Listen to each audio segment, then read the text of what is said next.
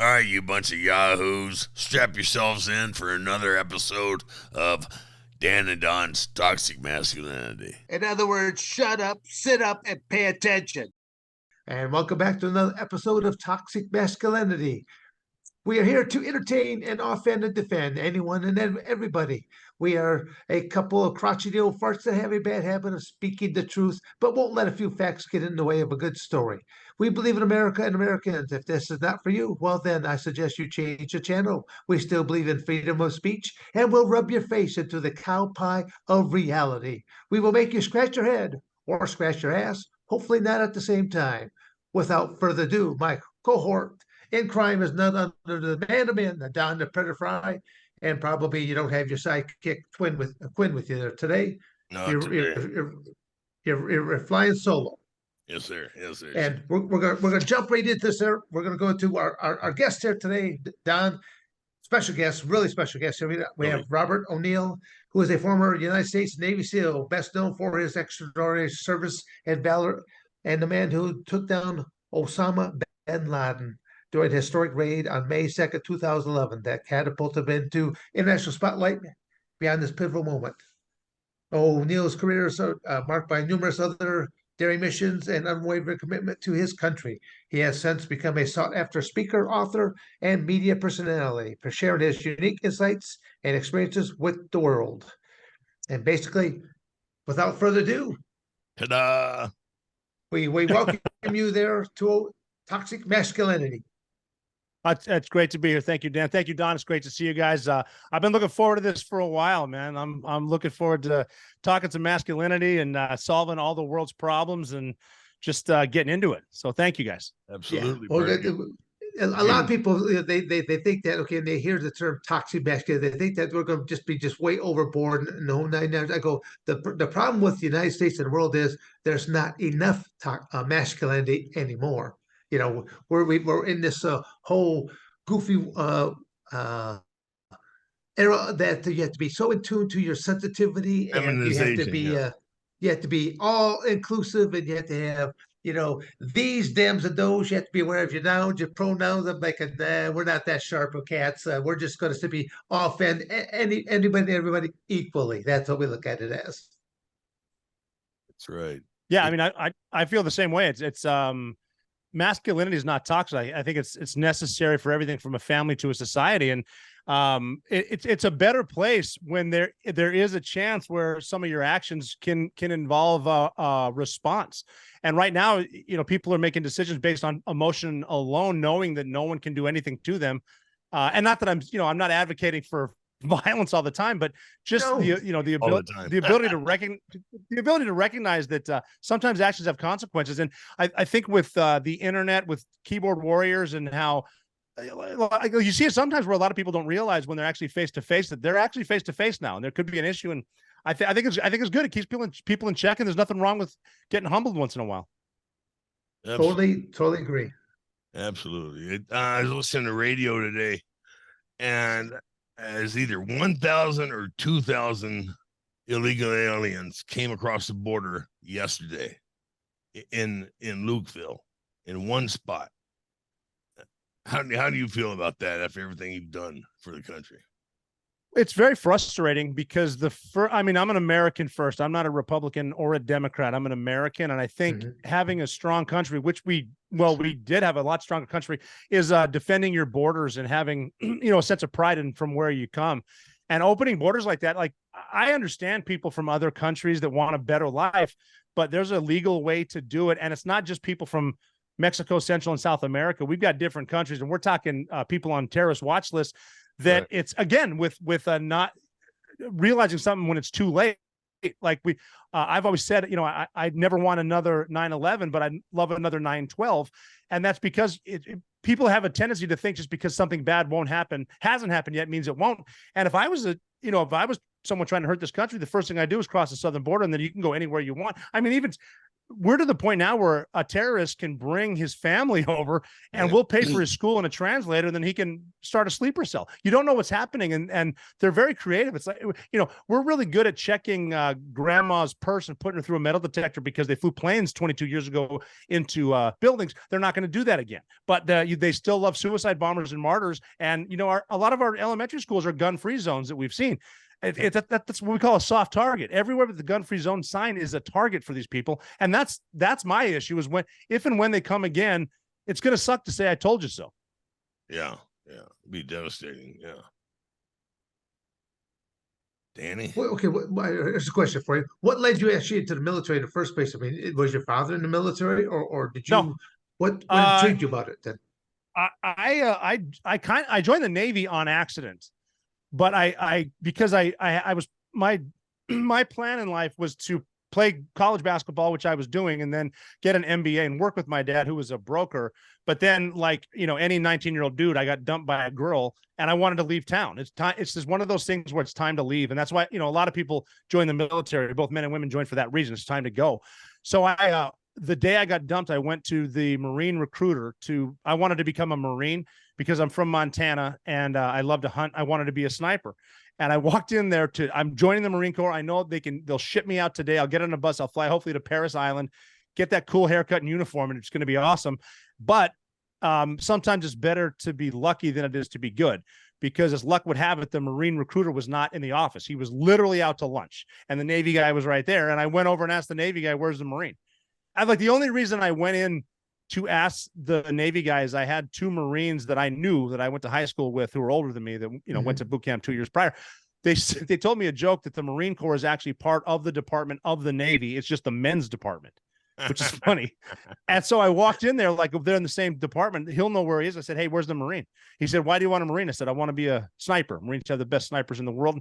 He said, look no further. We have snipers in the Navy. You need to be a SEAL first. He kind of brushed over what a Navy SEAL was, and we'll send you to sniper school. So I signed. I didn't know how to swim, but I signed the paperwork, and then he shipped me off. And then it turned into one step at a time. I don't know how to swim, but I just getting to boot camp from Montana and seeing people from all over the country, white dudes, black dudes, Asian dudes, probably gay dudes, whatever, but we're all in one spot in Great Lakes, Illinois. And I kind of looked around and just thought, what? We all have one thing in common. We're all asking ourselves, what the fuck did I just get into? So that was the start of it. And the realization that almost like it doesn't matter what you look like or where you're from. If you keep the right attitude and keep solid short-term goals, you can do anything. And I learned that at boot camp at first. Yeah, absolutely. Yeah, well, again, a lot of people can't survive boot camp. They can't handle being told what to do. But then you look at the physical ability that you have to have nowadays, and you look at how the bar continues to be lowered inside the United States. I mean, to go and do something like that, being a Navy SEAL, you're an elite of the elite. You're not. Your bar actually has been raised when you go through something like that. Were you in? Were you in before the stress card situation? No, and I don't know if they're doing that. I've asked around and I get the runaround. I don't know if they're doing that yet, but I know I interviewed a Navy SEAL just today on my podcast, and he was saying that if you get yelled at enough, the instructors can get in trouble or whatever it is. So wow. I'm concerned. I mean, they're definitely lowering the standards everywhere else. I just hope they don't do it there. But the problem is this attitude of, if you don't meet the standards, we'll just lower the standards, which is bullshit. Right. It should be everyone has an equal opportunity to come here.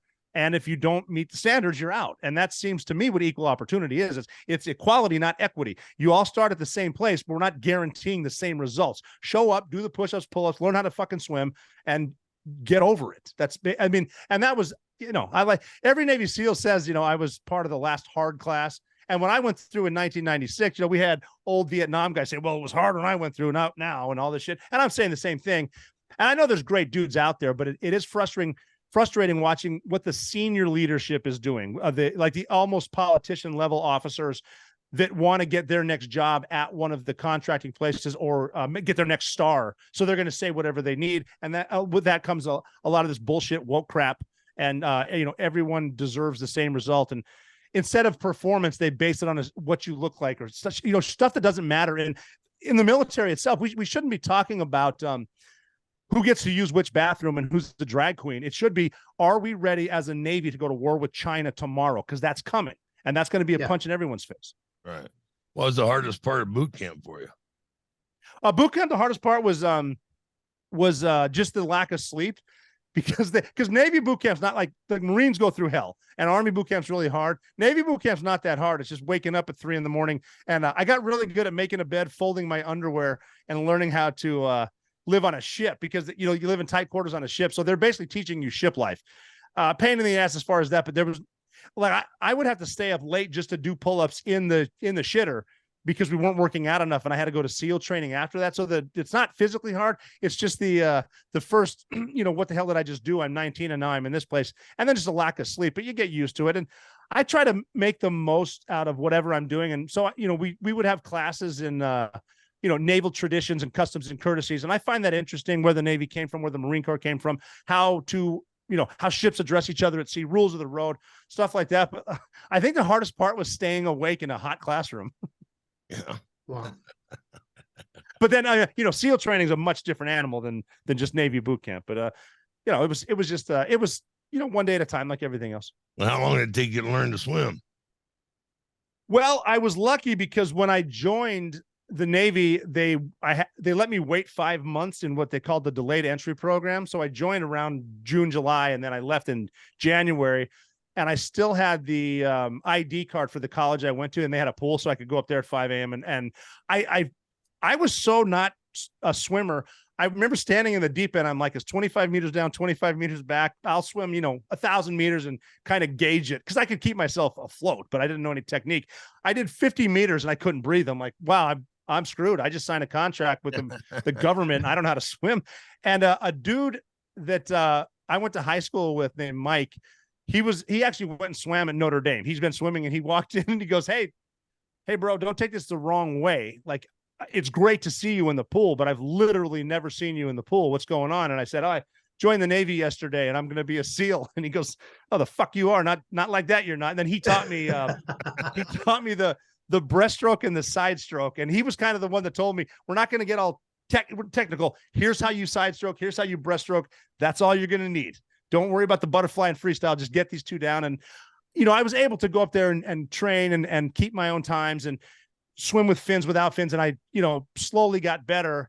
And I thought I was pretty good. I passed the test to get into SEAL training and boot camp, but then I got to SEAL training, and like, I started swimming with dudes that played, collegiate water polo and were swimmers at like the Naval Academy, and dudes that have been, it's like, man, these guys are good. And they know the technique, like anything, like fighting. The technique, if you have the technique, you're going to whip someone's ass that doesn't know what they're doing. You're going to wear them out. And swimming was the same way. I got to the point, and I never failed to swim, but I got to the point where people, because we're in SEAL training, we're off the coast of California, and there's sharks out there. And someone said, are you worried about great whites? And I said, no, because with my luck, I'd get done with a 2-mile swim. A great white wouldn't kill me. It would grab me, drag me 2 miles out, and make me do that shit again. That's what's going to happen. So no, I'm not, but I still think, like anything, instead of saying just suck it up and do it, they should have people teaching people how to swim, because if you know how to do it, you know how to do it. But I learned it. It was tough, but I made it through. Yeah, like I say, I'm like throwing a rock in the water. Is what I'm like. I mean, I sink right to the bottom. I might as well just simply go to the bottom, just walk ashore at that point. Yeah. No, well, they use water in SEAL training to get in your head, because if and you guys probably know this, if you get in your mind, I'm going to quit, you're going to quit. Like, you can't. It's hard to get out of that mentality. And they use water. And one of the things they would do is they would tie our hands behind our backs and our feet together, throw us in the pool. And all we're doing is exhaling to prove Boyle's law that we can sink, come back up, inhale, exhale, sink, and do that for a long time, and then float for 10 minutes and then swim. And you got about an hour just tied up. And the only point to that drill is to teach you what it's like to not be able to breathe. But what they're instilling in through negative reinforcement is that panicking is not going to help you, is it? So stop panicking. It's like, if you're worried about something that your worry can't help, why are you wasting your energy? Stop worrying. And that's all they're teaching us. But they use water and they drown you for it. So it's a learning curve, but it's worth it. Like when I was Probably has working, that little curve of survival rate might not be all that high there either, but the strong will prevail once again.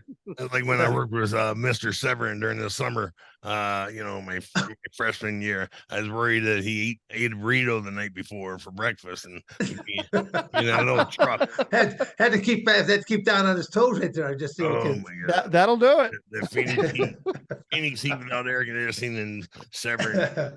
Well, see now, if there was noise with that there, Don, you knew what was coming. But so Yeah.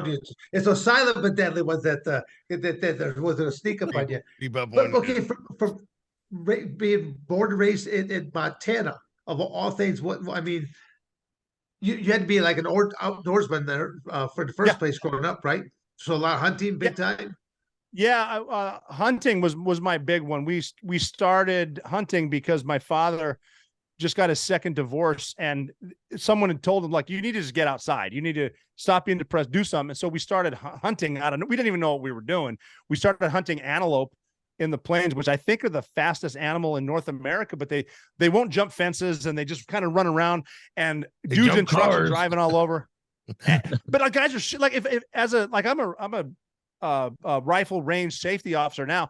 If I saw people doing what I grew up doing, I'd give everyone safety violations. But it's just ridiculous shooting. And then we didn't know what we're doing, but we slowly learned, and we got into whitetail deer, mule deer, and then elk is the big one.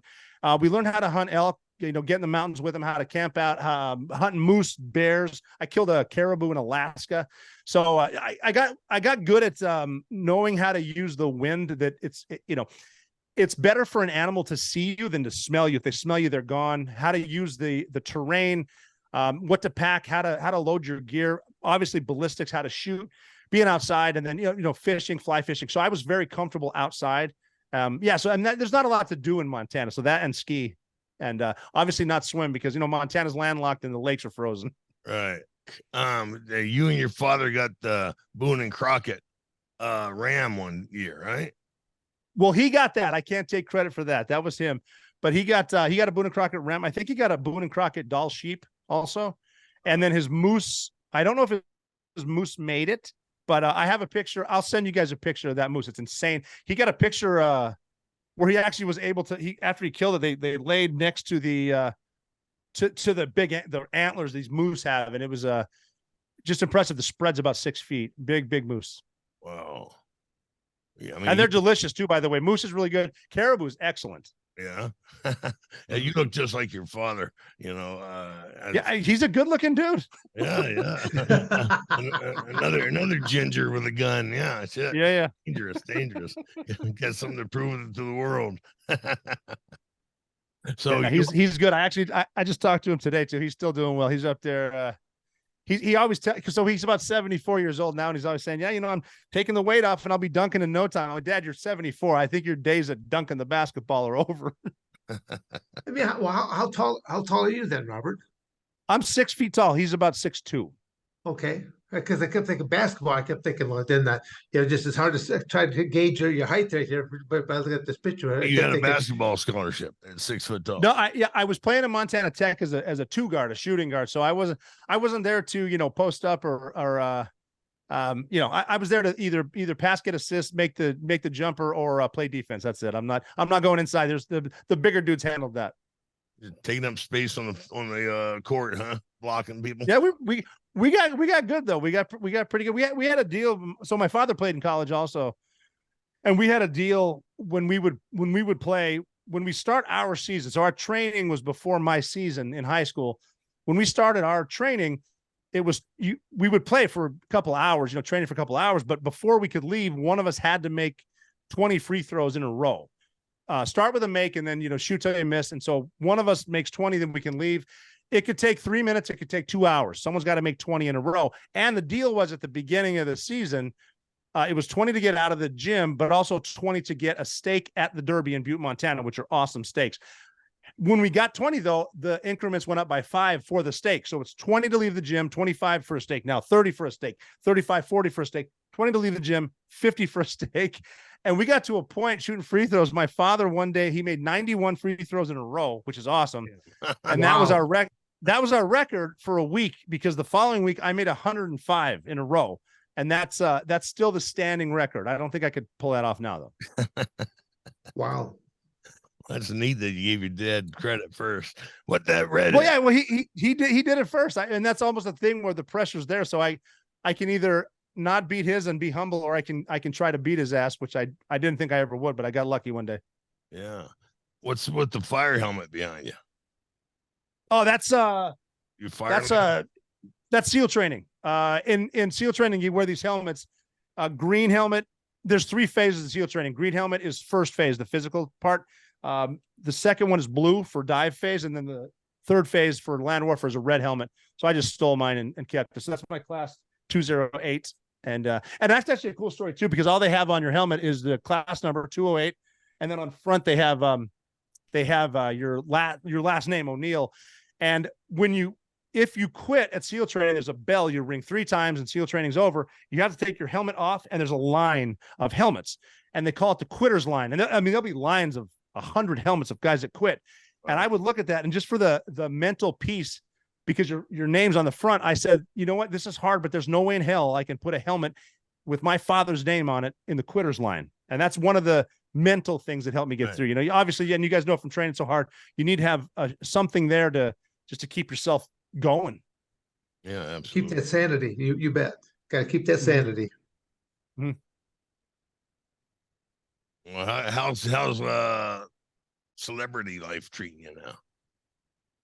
Well, it could be one of 2 things. Like it gets bad quick if someone, because I don't see it. I'm so close to it. But like if I see someone because like one of the comments on social media will be like, wow, you're never going to pay for a drink again. I'm like, yeah, that's super, until it happens. Because you'll be in an airport, someone sees you, buys you a drink, and then someone else sees you, buys you a drink, and all of a sudden these 7 dudes had a drink and I had 7. It's like, God, this kind of sucks. But and then if you and you got, I'm sure you've seen it too, when you screw up, everybody knows about it. Yeah, absolutely. So but it's an honor because if people want a picture and they say, are you tired of this? I'm like, no, I'm not tired of this. I'm honored, because I would much rather you want a picture than just kind of flip me off and keep walking. So thanks for being cool. So it's something to get used to.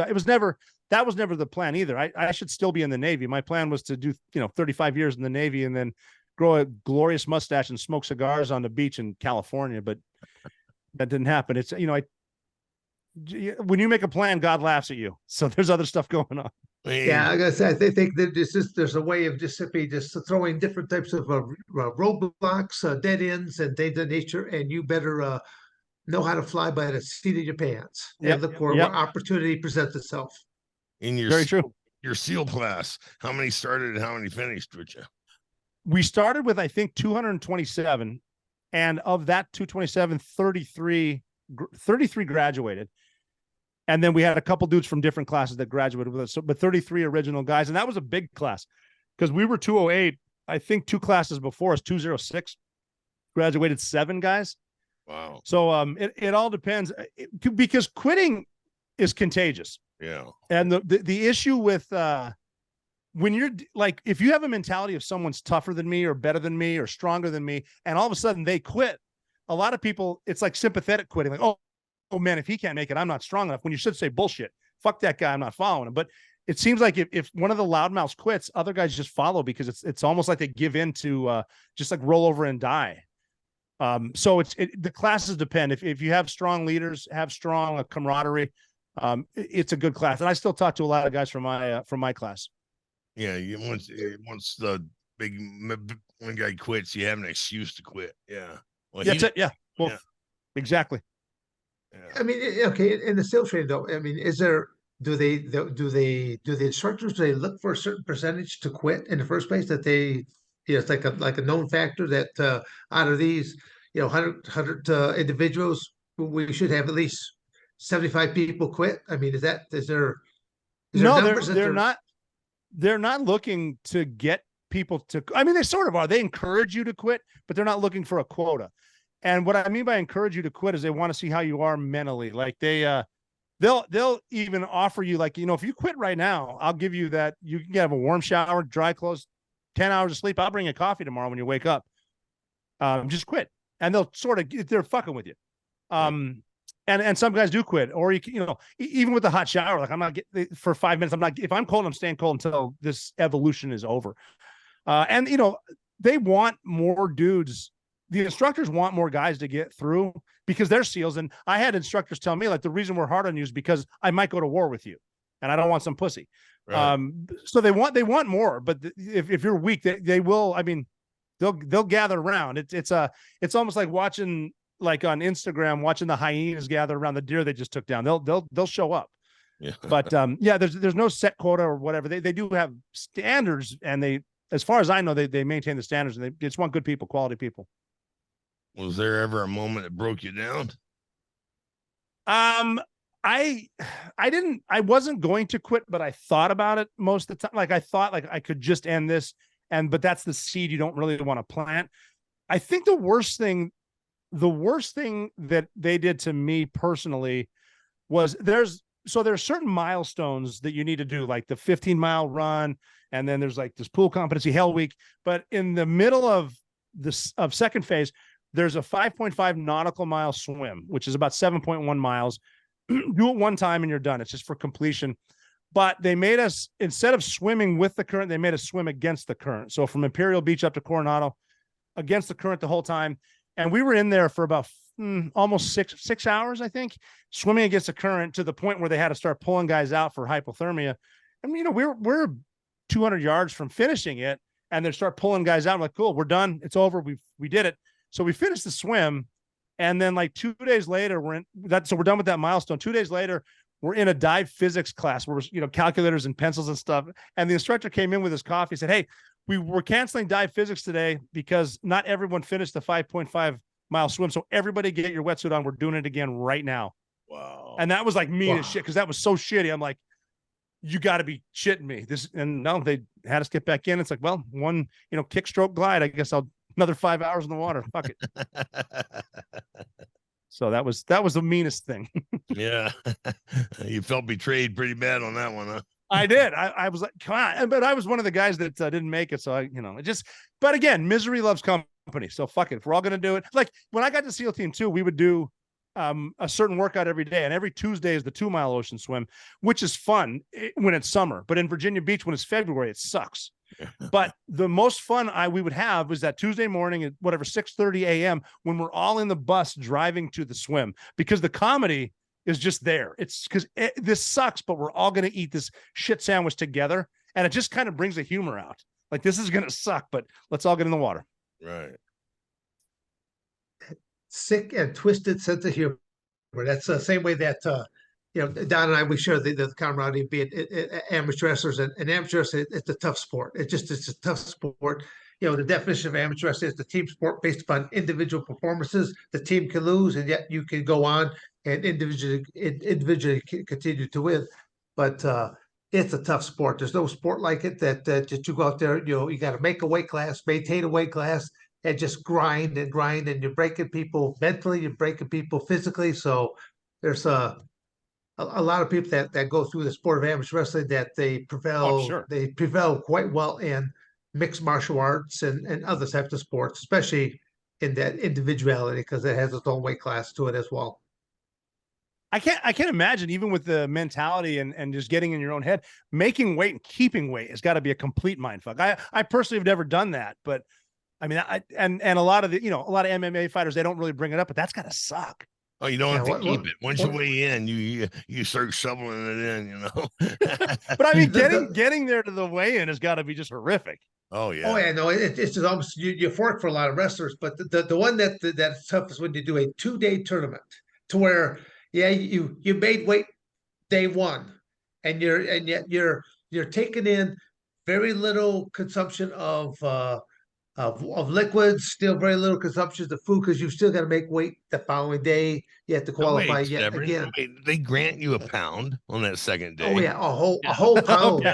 Yeah, a whole pound. Yes. What do you? And again, I'm not interviewing you, but what do you eat like between the first and second day? So you weigh in and then you wrestle, then you got to weigh in again. Yeah.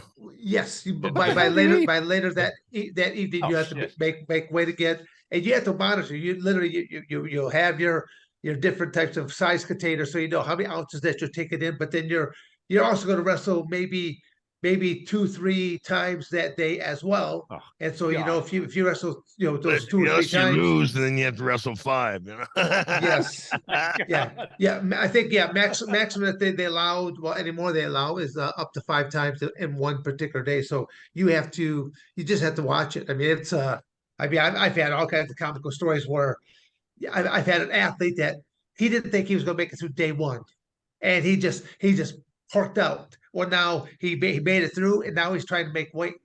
And that's when, you know, they got the plastic suits on, they got the cotton suits on, and they're pedaling bicycles, stationary bicycles inside of a sauna, and they're trying to jump rope at Dangerous Nature, and just sometimes they're just sitting in there and they're, but you know, different athletes, they handle it differently. Just like what you said in the Navy SEALs, some of you can see they're starting to break mentally. They just tell them, go in there, Wow. go sit down, go sit in the sauna, just go sit in the sauna.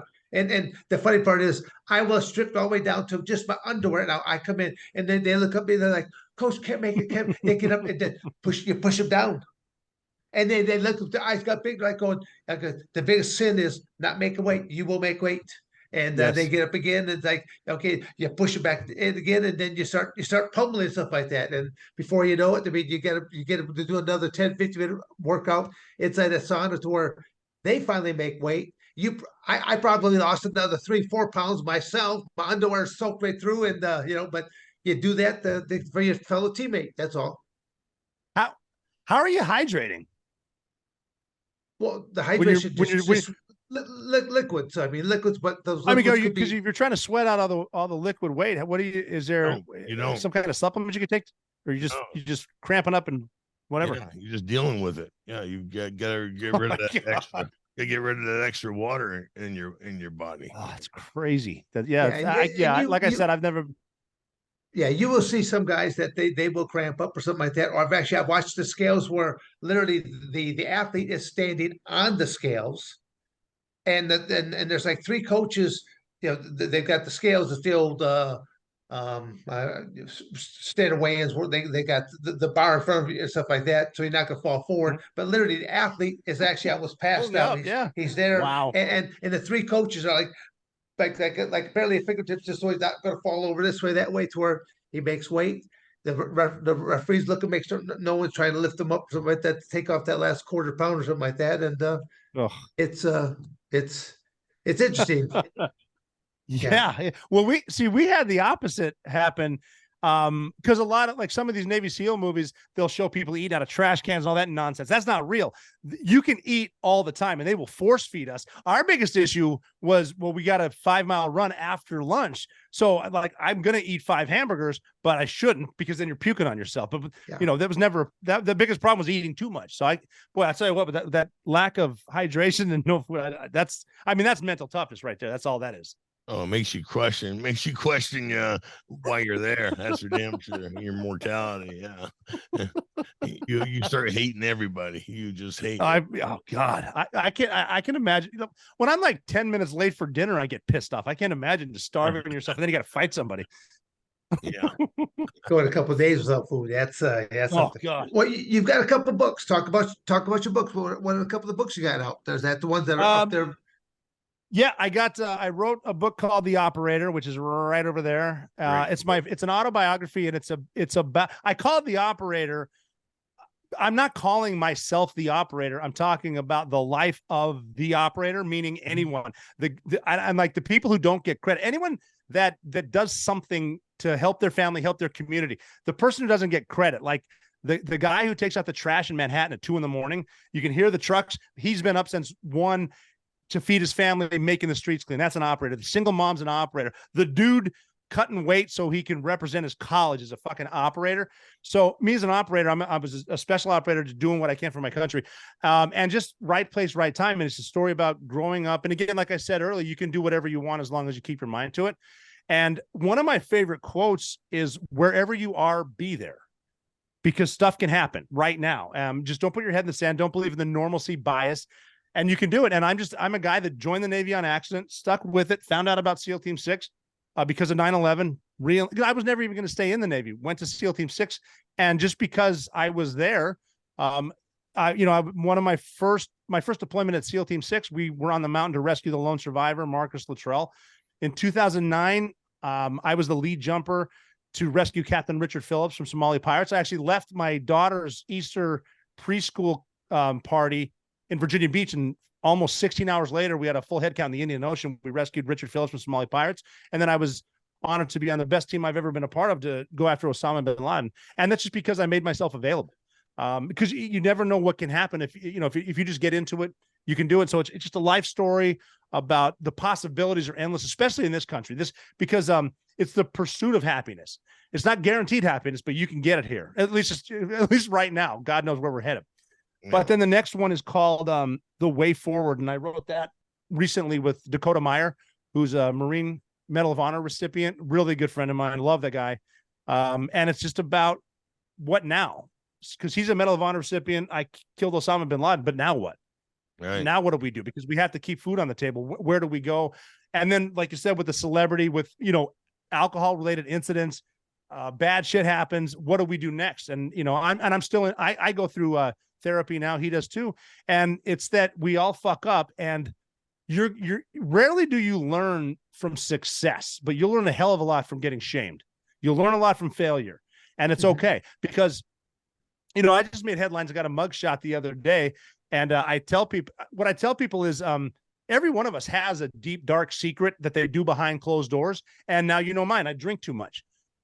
You have one too, but it's okay you can fix yourself. The buck stops with you, but you can only lie to yourself for so long, and it's okay to ask for help. And that's just what The Way Forward's about. So it's a great book. We both tell some of our stories about how we got there. And Dakota's story is great because, he's a badass Marine sniper, Medal of Honor. But before that, he was a male cheerleader in high school. Wow. He joined too because he has a story where a recruiter tricked him. He's a white dude. He had blonde dreadlocks. And the recruiter said, yeah, you go to Paris Island. Don't worry. They'll let you keep that hair of yours. Just lied to. Right. Yeah, we have this very elite. We only got one spot left for this elite unit called infantry. It's like totally lying to them. One spot left, but again too, like you've had success in the past, but what are you going to do now? So those are the two books. They're great. I'll end up writing another one about we all screw up. Hopefully, like even when we would debrief after training or a mission, or a fight. When I would talk to my junior guys, I would say, I don't want to hear about what you did great. Tell me what you fucked up, though. Yeah. That's how we're going to learn. Mm-hmm. Well, all right. What was going through your mind when you got at that moment when you got the call to go after Osama bin Laden? Well, at first we didn't know what was happening because we had just finished Afghanistan. I think it was my 13th trip. And we just got back and we got recalled. And the way it came down was they said, we found a thing. This thing is in a house in a bowl. And this bowl is in a country. And you guys are going to go get this thing and bring it to us. And so we're like, cool, what's the thing? And they said, well, can't tell you. Okay, well, how are we getting there? Can't tell you. Where's this country? Can't tell you. Huh. How much air support? They said none. I'm like, okay, that's it. And then we kind of figured it out. And they brought us to a spot, a government base. And the woman that found bin Laden came in with the SEAL Team 6 commanding officer. And the first time we heard his name, they said, the reason you guys are here is this is as close as we've ever been to Osama bin Laden. And to hear that, because at that point, he's a ghost. We're never going to find him. He's gone.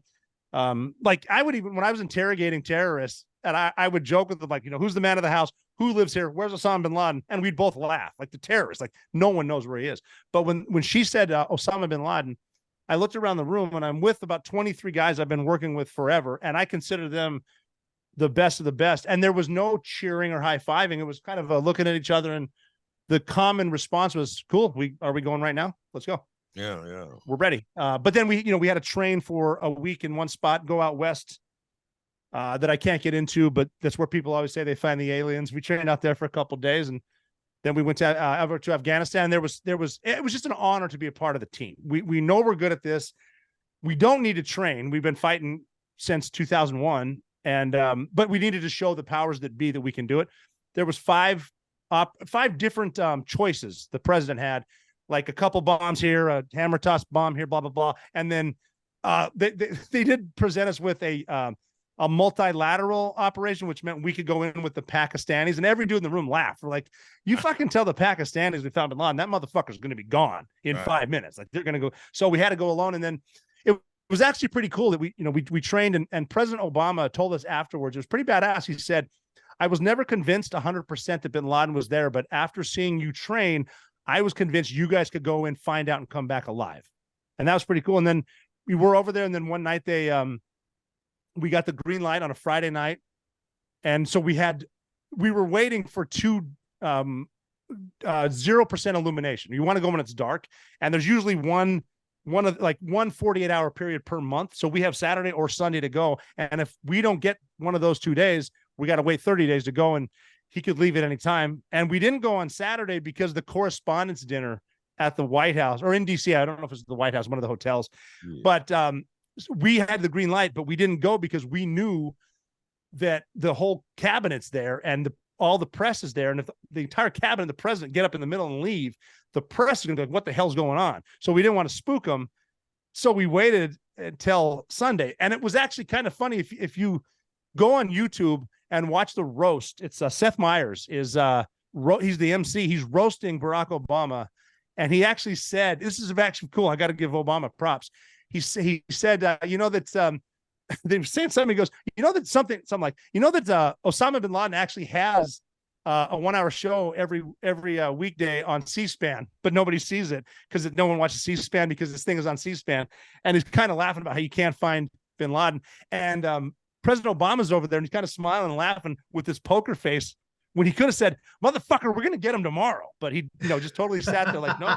And you got to give him credit for that. That was pretty fucking cool. And then the following night we launched, and then it was, that was it. So we're going, and, we had accepted the fact that these are brand new helicopters. The pilots have only been flying them for 2 weeks, maybe. We don't know if they work as far as stealth. We could get shot down on the way in, 90 minutes in. We're going to get in a gunfight as soon as we get there. And if anyone's going to blow himself up in the whole place, it's going to be bin Laden. So we had accepted that, but we're going because this is why we're here. Like, even when you get butterflies before a fight, it's like, this guy could kick my ass, but this is why I'm here. I'm gonna go fuck him up. Right. And that was kind of the mentality going in.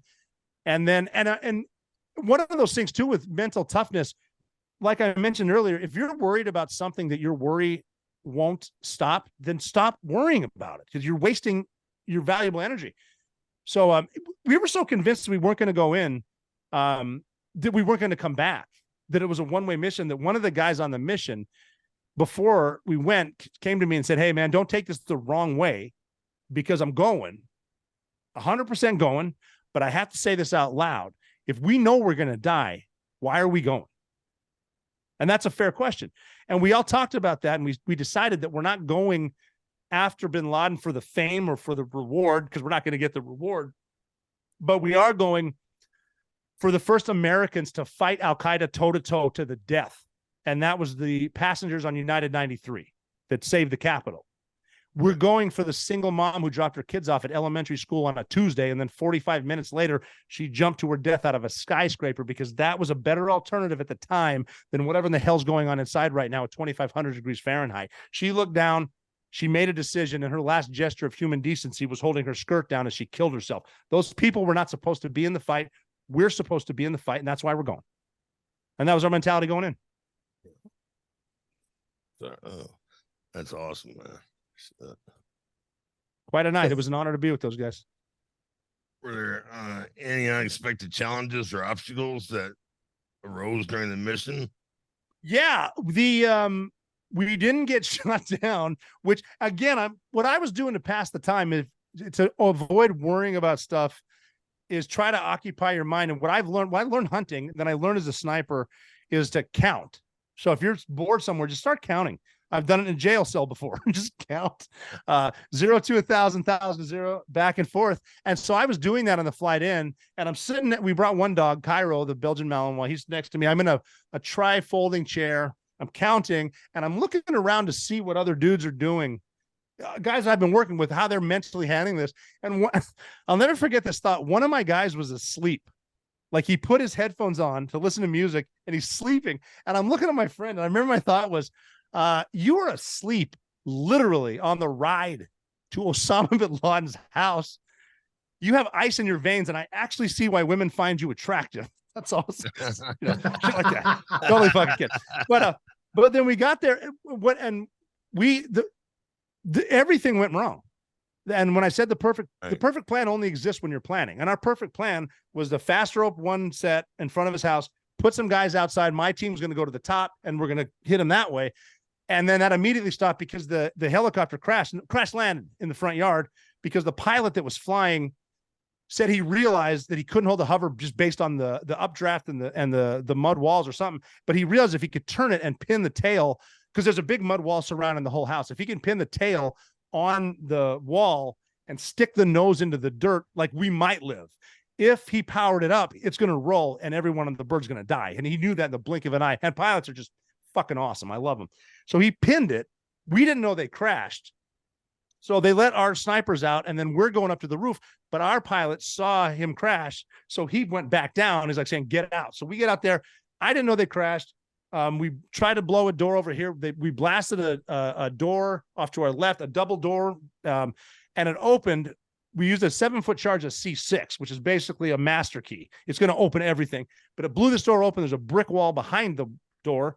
And the guy that put the breaching charge on said, hey, failed breach, this is bad. And I said, no, this is good. That's a fake door. Okay. Nobody does that. He's in there. So then we went to this door, and I said, this is so-and-so, and I'm going to blast the carport. The carport's another set of doors that we knew open because we had seen cars come in and out of it before.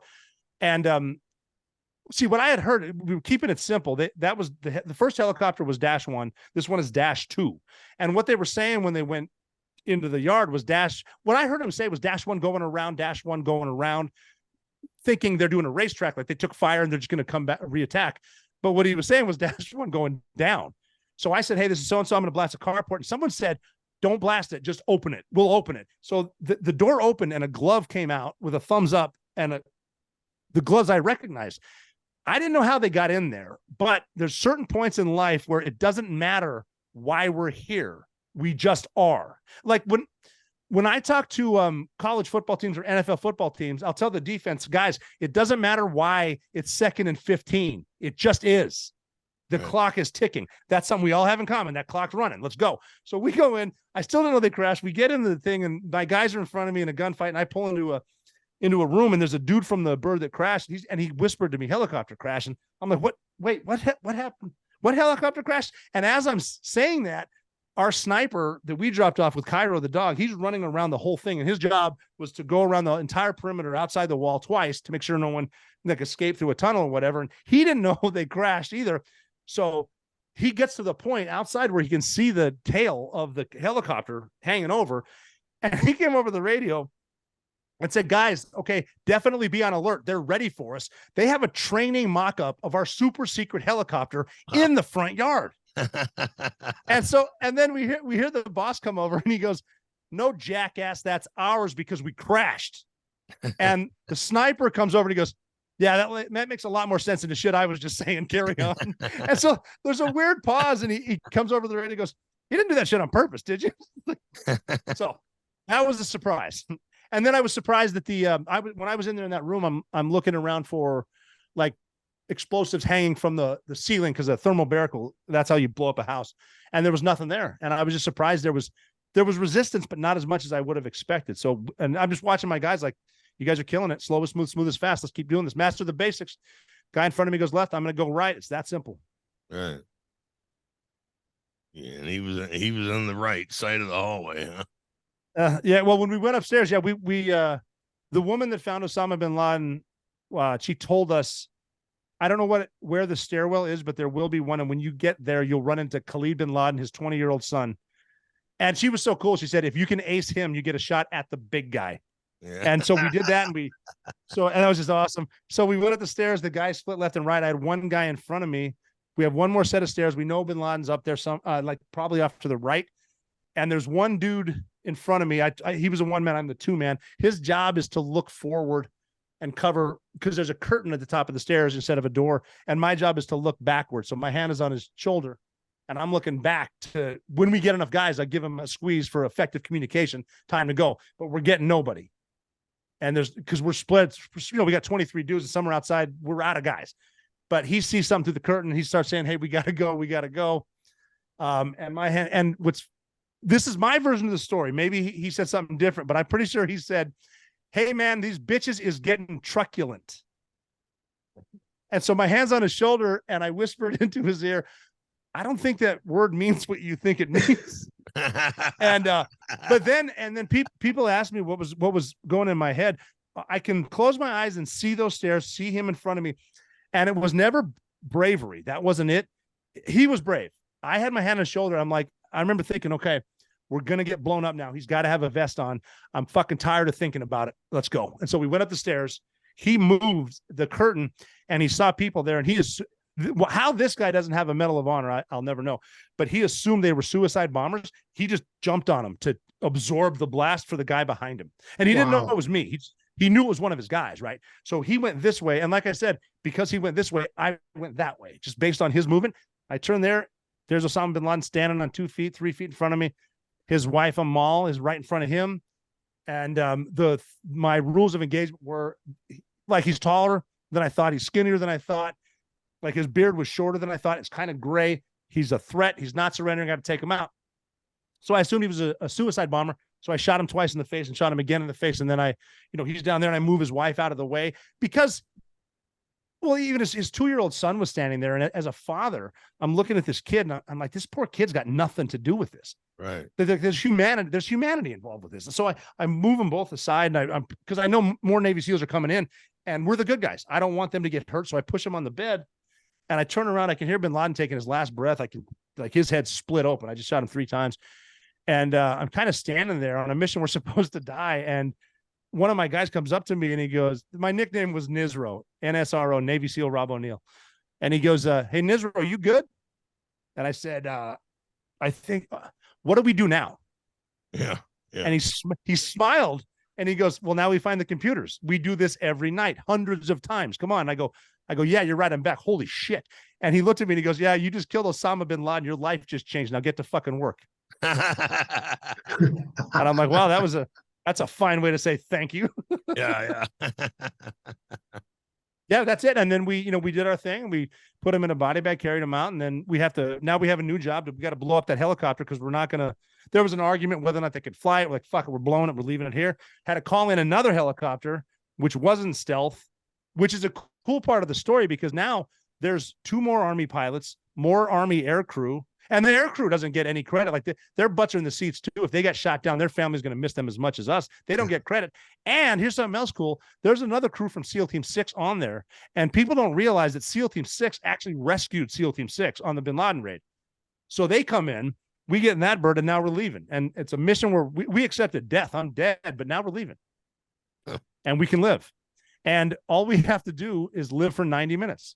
If we can live for 90 minutes and cross that border, we get 50 more years of life. I get to see my daughters. This is awesome. Let's go. So the pilot's hauling ass. We're sitting in the back. We're leaving bin Laden's house.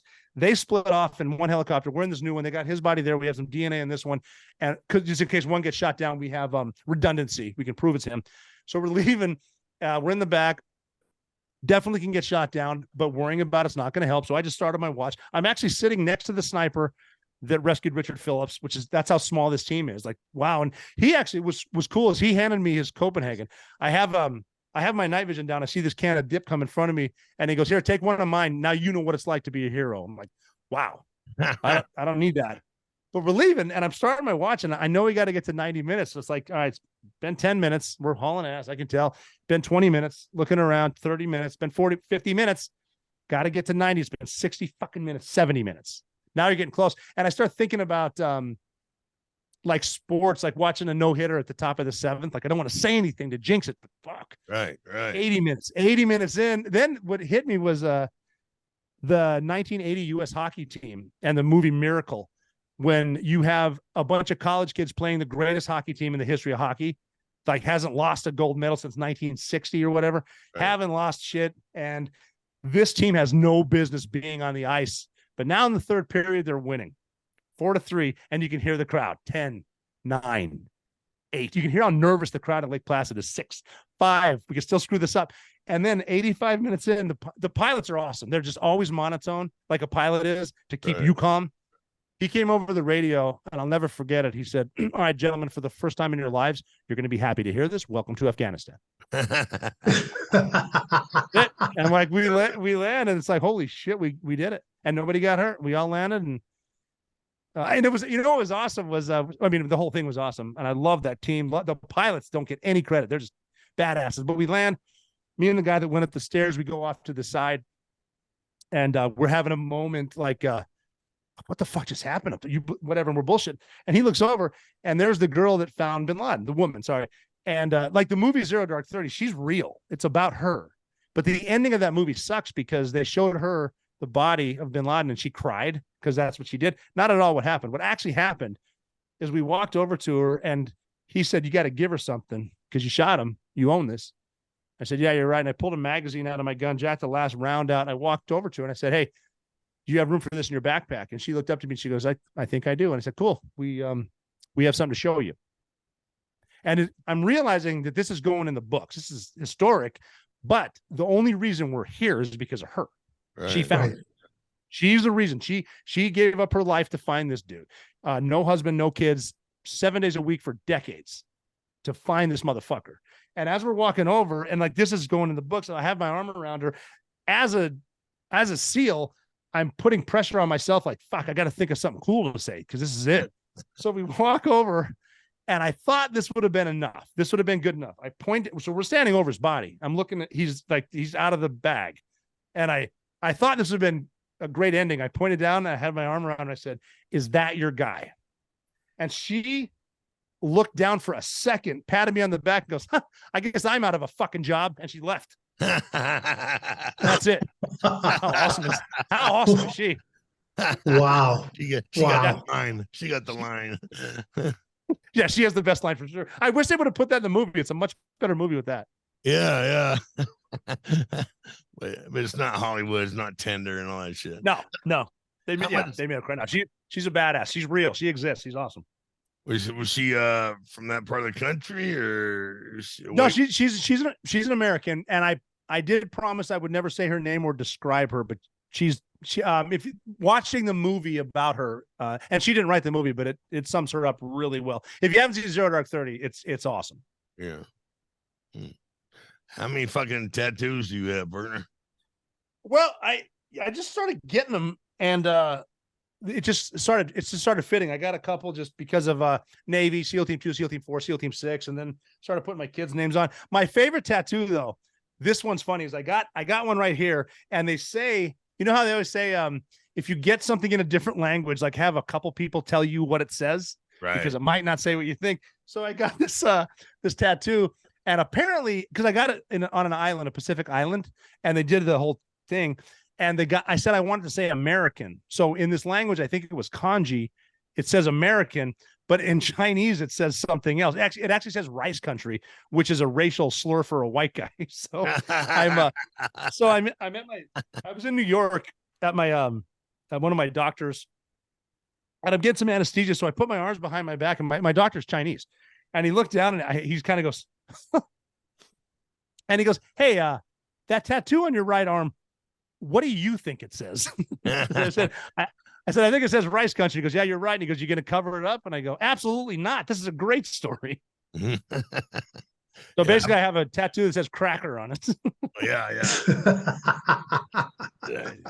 You and Ray Cascare, Ray's a buddy of mine.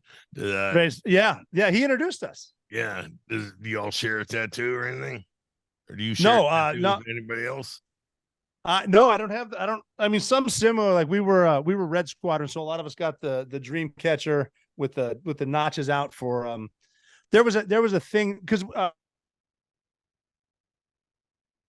our guy was in honor of the Red Man, of Geronimo, of great Native American warriors, and we actually started doing a thing that Native Americans used to do called counting coup, where they would come in at night and physically touch the enemy sleeping, and then leave without hurting anyone. And that was like, you could count that. So we actually started doing that to Al Qaeda, which is that's war's fucked up. And I think back to it, like, what the hell are we doing? But like, we would walk into rooms and like, we're not going to leave, but like they'd be sleeping and you would check them and then run a hand down their chest to check for a suicide vest. Right. And if they didn't have it, a suicide vest, you just put your finger over their lips and go, shh, and they wake up to this dude with body armor and a green face. And I've seen, some of the world's worst terrorists literally piss their pants. It's fucking hilarious.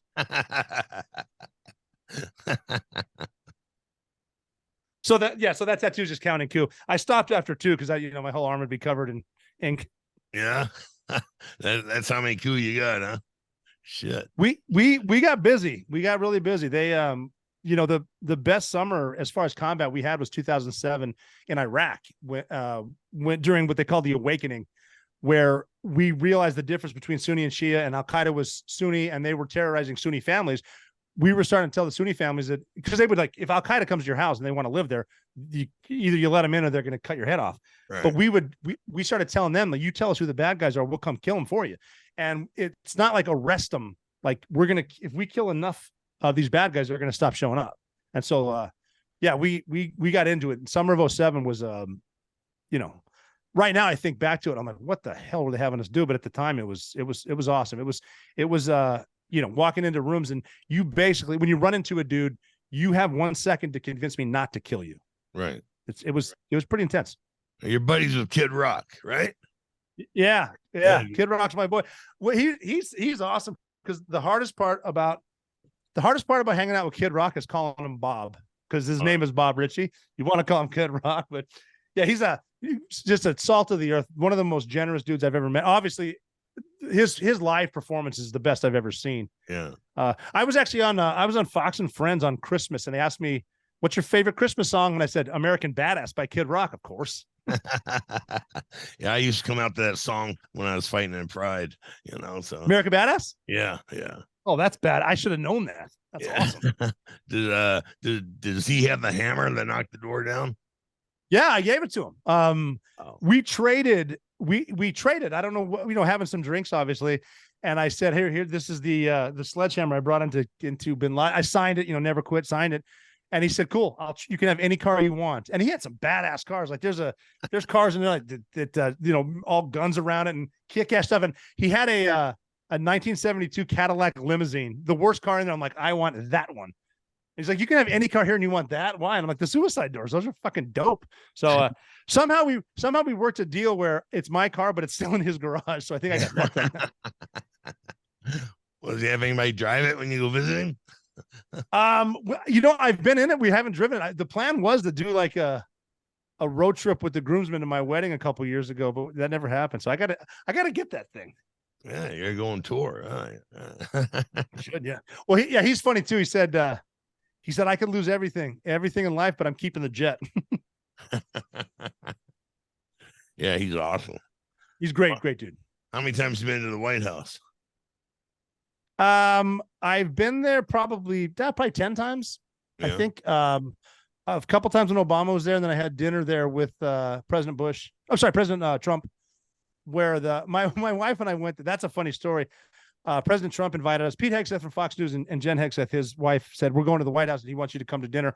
So there's going to be 4 of us at dinner with the president. So I told my wife, hey, we're going to the White House with President Trump. And she's funny because she'll get nervous when she meets celebrities. And she goes, okay, but it's going to be a big dinner, right? And I said, oh, no, this is going to be a small dinner, an intimate dinner. And she goes, I'm not going to be sitting near him, am I? I said, well, knowing Donald Trump, you're going to be sitting right next to him. And she goes, well, what do I say? And I said, well, that's the good news, because you're not going to need to say shit because he won't shut the fuck up. He's going to talk the whole time, and which is true. And he's a great dude, funny guy. I know something like that. But the funniest part of it was we finished dinner, and he said, "Hey, do you guys want to see the Lincoln bedroom?" And I said, "Well, yeah, I want to see the Lincoln bedroom. You kidding me? Yeah." So we ran up to the Lincoln bedroom, and it's the top of the stairs to the residence. Like as soon as you get up the stairs, here the Lincoln bedroom's right there. And so we walked in. I actually walked in first, and here's Abraham Lincoln's bed. Like Abraham Lincoln's son died in this bed, and here's Abraham Lincoln's desk.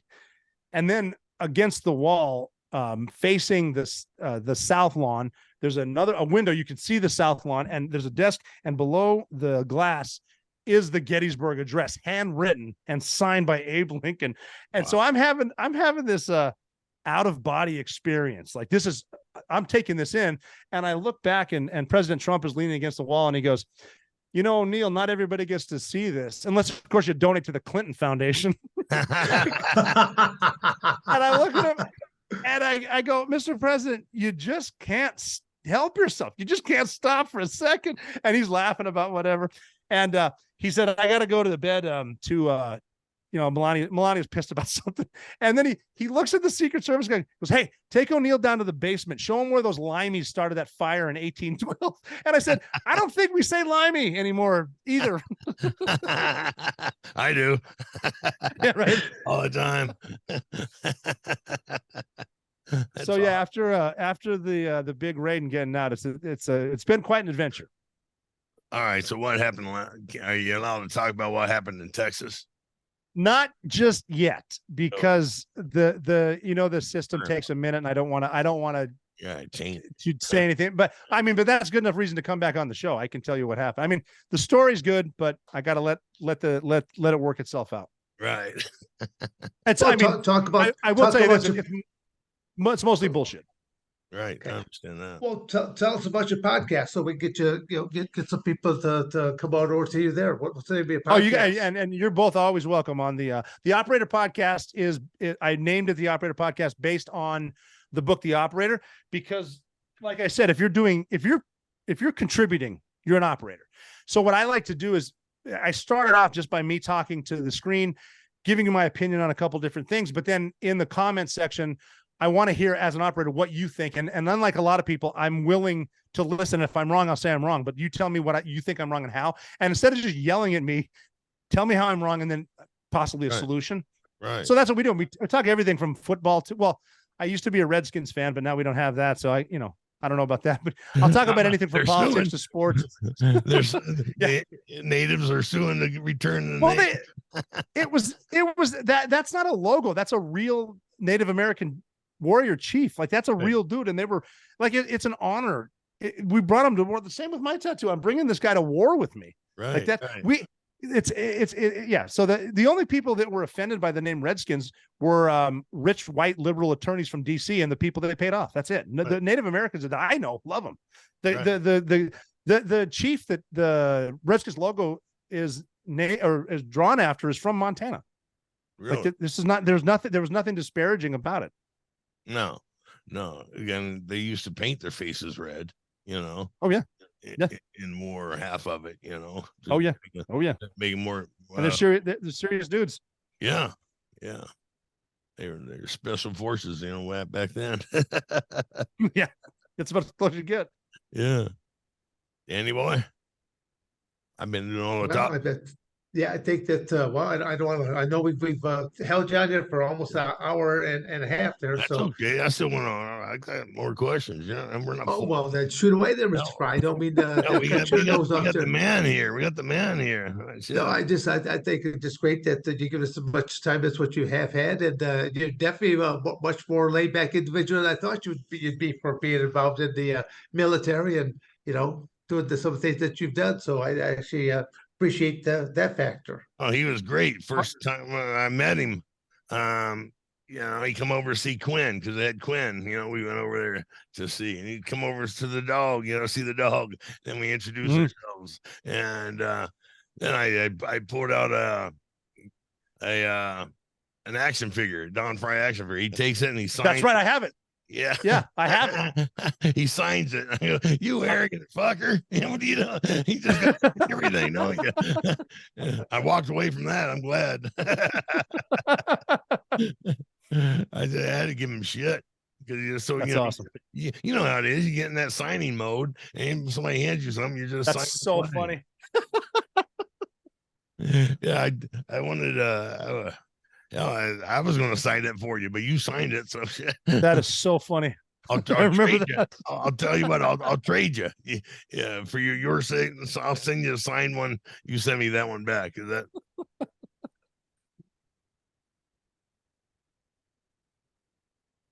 Is that your special blend? Is that special blend, or is that just water?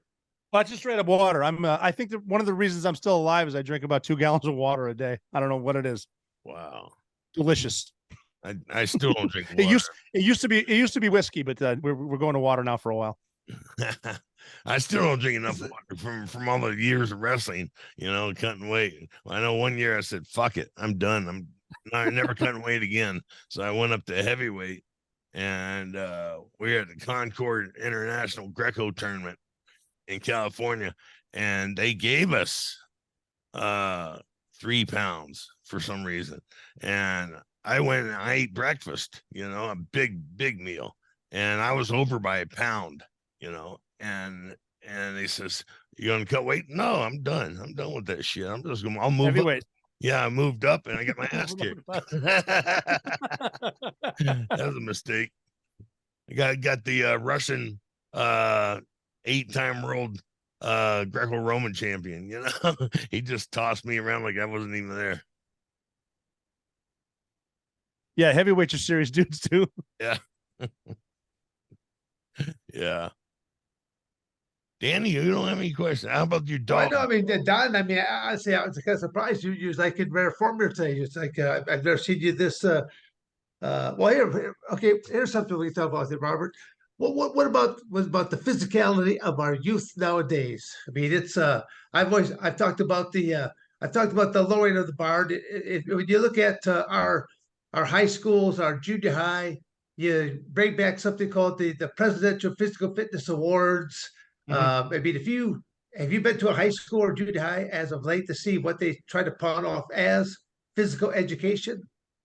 I haven't. No, I haven't seen the PE stuff yet. My mother still teaches at high school, so I get to see some of the Montanans up there. I am an optimist as far as I know. We still have some solid people out there, but I think the online stuff, the TikTok, the video games, the constant gaming, as opposed to having studs, we're going to have dudes with humpbacks at the age of 15, and I'm concerned about that. Along with you're allowed to be anything that you think you are, and everything's going to be just rosy. I'm concerned about that. Again, you learn from failure, and I just would hate to see a lot of people, this country especially, get slapped in the face and not have a way to retort. So it's I know damn well that working out's not a priority for a lot of schools anymore when they can. I mean, I think a lot of people are going down the wrong path as far as they want to make everything about sexuality when they, I mean, again, I don't like getting into that argument because I don't have a dog in the fight yet, but yeah, I'm concerned. It's completely insane. Completely insane. Yeah, it's insane. Well, again, I mean, things that I know that Don and I have spoken about before, and a couple times with some other guests, but there have always been transgenders and gays all throughout history, and I mean, people didn't seem like they got all bent out of shape when you had different types of comedians, stuff like that. Zap a little zinger here, zap a little zinger there. It's kind of like going, it's kind of like you live in the United States. You could do it here, but try to do that in a foreign country, and No. you won't be around long. So well, I mean, if you got to figure too with these people talking about this far leftist communist stuff and the transgender and the gay stuff, and then they have a picture of Fidel Castro and Che Guevara behind him. Yeah. And I would like to ask him, do you realize what Che Guevara would do to gay people, would do to minorities? Like, this guy's a tyrant. You don't even know what he was doing. Why are you celebrating him if you love everybody? So it's like, I think it's almost a fantasy world where they don't get enough reality. I personally, I'm a libertarian. Like, you do whatever you want to do. Just don't, if you start to affect everyone else, especially kids, and you're trying to, there's stuff going on with kids that I vehemently disagree with. Right. So you make yourself happy, but stop hurting other people. And it's just, I think a lot of the bad people are attracted to schools because they know how, like, the Communist manifestos are all about getting to the youth first, getting to the entertainment and Hollywood and then the media. And they've been working on a grasp on it since the 40s and 50s, and they're getting close to it now. And it's just, it sucks to, like, we're at a point now where if you say you're concerned about communism, then all of a sudden you're a white supremacist. Like, well, I'm not a domestic terrorist. What are you talking about? I'm just pointing out what they said they were going to do 60 years ago. Exactly. Overtake the country without firing a shot. Yeah. That's what they're saying, too. Yeah. And that's bad enough. But wait till Taiwan or China takes Taiwan, and all of a sudden real shots are being fired. And again, too, there are people in there with their eye on the ball, but it's not always going to be bombs and troops. It's going to be magnetic warfare, microwave weapons, turning stuff off, cyber warfare, where everything just stops working. It's almost like when we talk about working out. If your iPhone dies, do you know how to use celestial navigation or a compass? No. Can you live off the land? No. Can you start a fire? No. Well, you're fucked. Like your car doesn't work, your phone doesn't work. What do you do now? Yeah. So, like again, that's master the basics. Well, they can't even look you in the eye when they talk to you. No, Right. no. I mean, even they can't even ask girls out on dates because they're used to texting. Right. Like keeping it so simple. We had, I remember we used to carry what's called an E&E kit, like an escape and evasion kit, something very small on your first line gear that if you have to shit can everything, you got something like a fire starter, a space blanket, whatever. And I stopped carrying that. I just carried an extra magazine, a small 20 round magazine for it was an M4 at the time, my gun. And they said, "Where's your E&E kit?" I said, "Well, this is it right here. It's my M4 charge card." And they go, "What do you mean it's M4 charge card?" And I said, "Here's how it works. It's like a credit card. It's like this. You have a car. I have a gun. Now I have a car and a gun. Right. Just put it on the card." Yeah, absolutely. How close do you think we are to war? Well, I think we're very close to being pushed around. I think that I think that China's going to take Taiwan before the next election, and then when that happens, we either step up or don't. Right. And this administration right now doesn't have the cojones to fight China. No, they don't have any cojones. They're all dressed as women. Shit. Yeah, they're too busy out there stealing. They don't even know the definition of a one. Yeah, no, they can't even define it. They're too busy stealing luggage. Yeah. That's what I was gonna say. Yeah, a dude with lipstick stealing your luggage and then wearing your shit. Yeah. How pissed off would you be? Yeah. Well, I just said I'm not worried about him stealing my luggage because everything I wear is man size. Yeah. How's your new marriage going, partner? It's great. Yeah, we've been married just over 6 years, and it's awesome. She's she just the way I met her was so cool. She's a pipe hitter. She's funny as shit, gorgeous, and we have so much fun together. She's awesome. She's got a great job, so I'm still trying to figure out what I do for a living, but at least she can be the man of the house. Well, how'd you meet her? I met her at an event she hosted. I gave a speech to her company in Florida, and she didn't even know who I was. I just gave a really good speech. Had a drink with her afterwards, and I got her number just for whatever. And I was like, well, she's too hot to talk to me. And she lived in New York, and I would text her now and then. I'd like make sure I had some work in New York so I could fly up there. I was in Texas at the time, and just go up there to see her on the weekends. And we started dating, and we got along, great common interests. Very funny. I love her sense of humor. And people asked, it was funny when we moved to New York, they said, so why do you guys move to New York? And she said, oh, we compromised. Because I lived in New York and he lived in Texas, and now we live in New York. Yeah. I guess when you're married, that's a compromise. It's a compromise. Absolutely. Absolutely. I think there you'd like to have two different homesteads because New York is hoofed all depending on where you live at. New York, it's we're back and forth. Okay. Can you talk about Can you talk about the Captain Phillips mission? Yeah, that was on Good Friday, April 10th, which is my birthday. And I was, like I said, I was at my daughter's Easter tea party, and we got a message that Richard Phillips has been taken. You guys are going to go get him now. So it's one of the, like, we need to go now. So I had to kiss my girl and turn around and leave. And we had never done it. SEAL Team 6 was designed to rescue American hostages at sea, but it had never been done since 1980. Not one time. And we're the first guys to do it. We've been selling that we can do this for years, the timeline, but it had never been done. So we did, we got into work. I actually, there's a set amount of time to get to work, and there was a 7-Eleven outside the base, and I was ahead of schedule. So I stopped at 7-Eleven to get a log of dip, a carton of cigarettes and cash out of the ATM, because we're going to be jumping in near Africa. We might not end up where we want. If I land in a semi-permissive environment, I might be able to buy my way to safety or barter my way to safety with the tobacco. And I'm in line to get my stuff, and there's one dude in front of me that had just finished a night shift somewhere, big guy, blue collar guy, and he's buying some stuff, and I'm behind him in a hurry. And one of the things he was buying was a USA Today, and the headline was about the mission we're trying to go do. And he slammed it down on the counter, and he kind of announced to anyone who would listen, man, I sure wish someone would do something about this. And I'm standing behind him and I tap him on the shoulder. He turned around and go, buddy, pay for your shit and we will.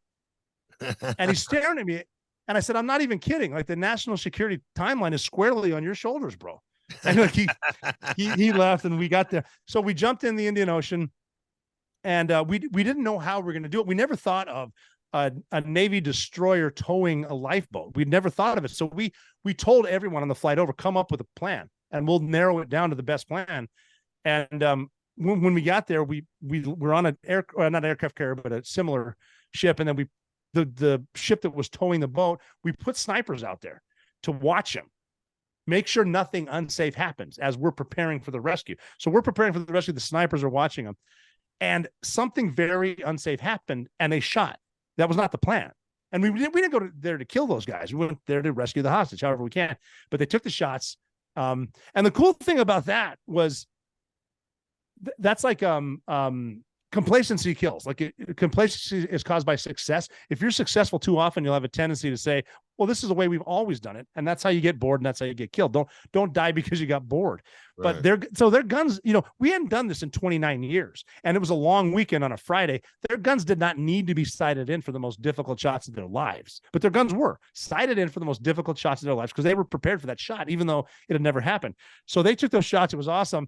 Here's the funny part. Like, people say that, I'm trying to be a hero. I'm a brand new Navy chief. And there's a place on each ship or sub called the Chief's Mess, where you can go in with the Chiefs, have the kick-ass food, the coffee, and hang out with other Chiefs. I'm brand new chief, so I'm in the Chief's Mess. I'm having coffee. I got a text from one of the snipers, and they said, hey, we got him. And I was so out of it with my coffee, and I go, got who? And they said, bro, you just got him. Get out here. So I'm like, oh shit. Good job, guys. Wow. So I led the jump in, but that was all. I was just on the ship drinking coffee, and the snipers rescued him. I'm like, cool. Hey, are we gonna get an award for this? I think I burnt my lips on the coffee. Maybe I can get a Purple Heart for that. That was some hellacious timing, huh? To go with the waves and all that stuff. You know what? Those guys did it, and they were they were the no shit snipers at SEAL Team 6, and I think they're some of the best in the world. And they were good at it. They were true professionals, and it was just. And here's how cool these guys were.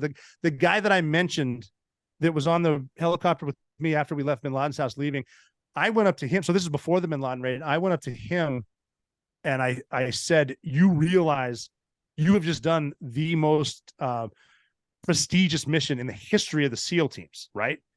And he looked at me and said, cool, can we go home?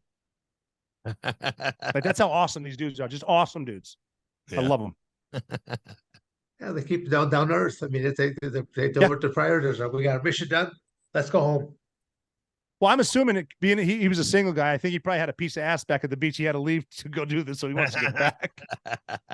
Absolutely. That's why you fight. That's why you fight. That's it. There's got to be a reason we're doing this, and I think that's it. Money and pussy. Yeah. That's the reason you go for the championship, man. Shit. Hey, I love your front toward enemy outfits, man. That's awesome. Well, I'll tell you what. After this, I'll get an address. I'll send you guys whatever you need. This is good stuff. And that's just a good keeping it simple. Yeah. That's an example, because that's on the front of a Claymore mine, right? And all it says is, like, it's a directional charge. C4 will blast 800 ball bearings one way, and you don't want it aimed at you. So it literally says front toward enemy, meaning pointed that way. And on the back it says back. So you know where it is. And it's keep it. Don't talk yourself into an ass whipping. Front toward enemy. That's where it goes. Simple. Right. Keep it simple, stupid. Yeah. Keep it simple, stupid kiss. But yeah, I'll get you guys some of this stuff too. It's good stuff. And if nothing else, it's a conversation starter if you're into that sort of thing. I got on the back when I started fighting, and people would start chatting me up on the airplane, and if I didn't feel like talking, oh, what do you do? I'm a retired firefighter. You are? Why'd you quit? I lost my compassion. And then they went and talked to me the rest of the flight. I lost my compassion.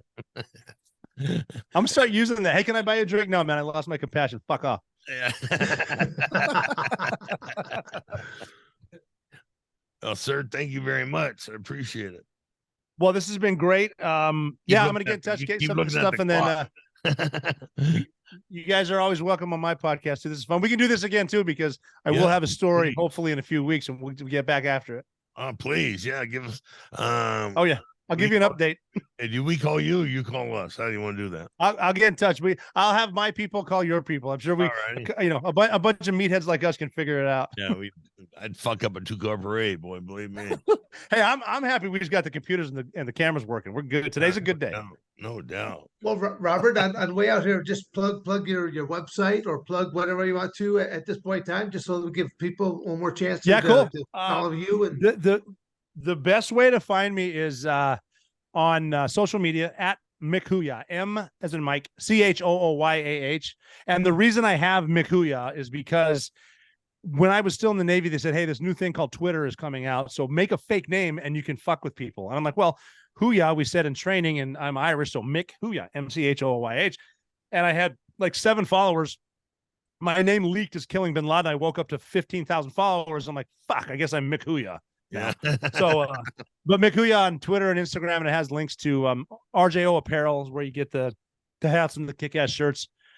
We have a funny shirt too, because a lot of these reporters want us to have committed war crimes, and they said we would canoe people, which is bullshit, because I'm not going to waste a bullet on someone that's already dead. But they love to think that we canoeing them and shooting in the head. So I made a T-shirt that looks like a camp, like you're in a canoe, but they have night vision and rifles. It says Camp Canoe, established 2001. Pretty funny shirt. But yeah, so like at Mick Hooyah on all the social medias there, and it's, if nothing else, I mean, it's conversations like this, just keep yourself grounded, never lose your sense of humor, and I think most people are good. So at Mick Hooyah, all my stuff's on there, and the Operator Podcasts is there too. All right, nice. Check that out. Well, Robert O'Neill, we appreciate definitely. Thanks, gentlemen. Having you on this evening, and have yourself a great evening. And we will check in again with you somewhere down the road, my friend. Thank you, gentlemen. It's been an honor. Thanks for the time. Thanks for your time, sir. Thank you. Take care. Bye. Cheers. Thank you for watching another episode of Dan and Don's Toxic Masculinity. You better like, subscribe, and share, or I'm going to come to your house.